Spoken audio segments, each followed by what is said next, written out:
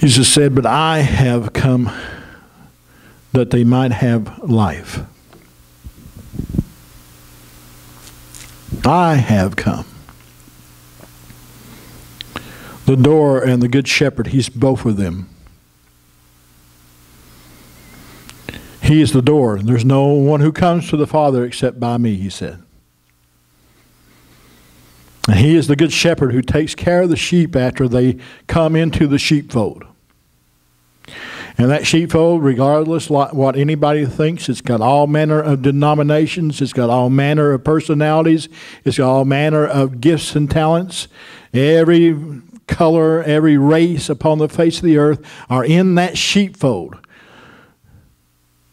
There's nothing that disqualifies you from being in the sheepfold except for rejecting Jesus Christ. That's the only thing that prevents you or anyone else from entering in, is because you won't receive, you won't believe, you won't repent, you won't come to God through the door to the great shepherd.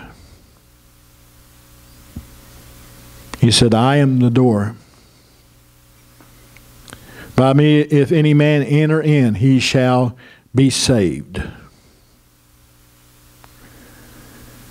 He shall be saved. And go in and out and find pasture.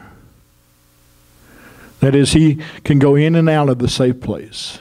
You know, we got to leave the safe place occasionally, go out into the world and do what God called us to do. We'd like to stay in the shadow of the Almighty. We'd like to reside in that place all the time. But there are times when we have to go out into the world and expose ourselves to danger. Just like the folks that are missionaries in Pakistan and any number of Muslim countries around the world today. They're there. We don't name them. We don't list what countries they are in because it is so dangerous for them. But still they're there, and they're doing the work that God's called them to do, and trying to lead others into the sheepfold, to escort others to the door so that they can go in, be saved, and so that they can go in and out and find pasture. Pasture. Sheep must have grass. And a lot like goats, they won't eat thorns.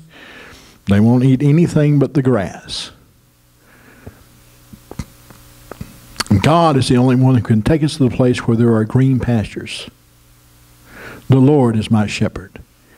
He maketh me to lie down in green pastures. They won't eat dry grass. They won't eat dead grass. There has to be something that has life in it before the sheep will eat it.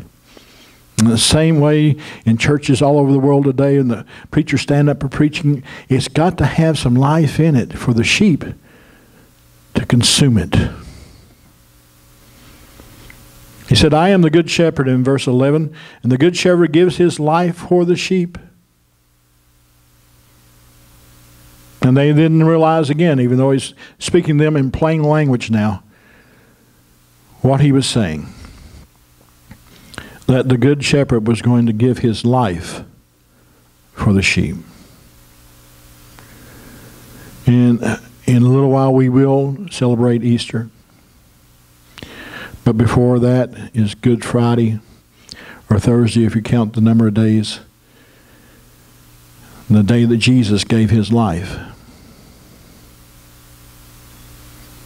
so that we might have life, so that we might come to the sheepfold, so that we might be saved, so that we can have life and that we can have it more abundantly. What is that abundant life that Jesus talks about? To listen to a lot of preaching that you hear on TV and other places, you got to have the best car, the best house, the best wife, the best this, the best that, the best everything. And they totally disregarded, Jesus said, that a man's life does not consist in the abundance of the things that he has. Those things are nothing. Brother Amos, I love the saying he came up with, in 100 years it won't matter. Those things that we fought and worked so hard for, that we thought we just had to have, they just don't matter. They're just dust. There's fuel for the fire.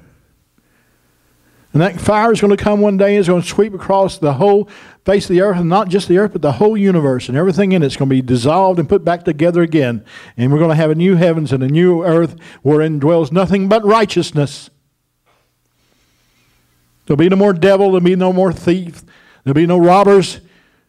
Just Jesus. Just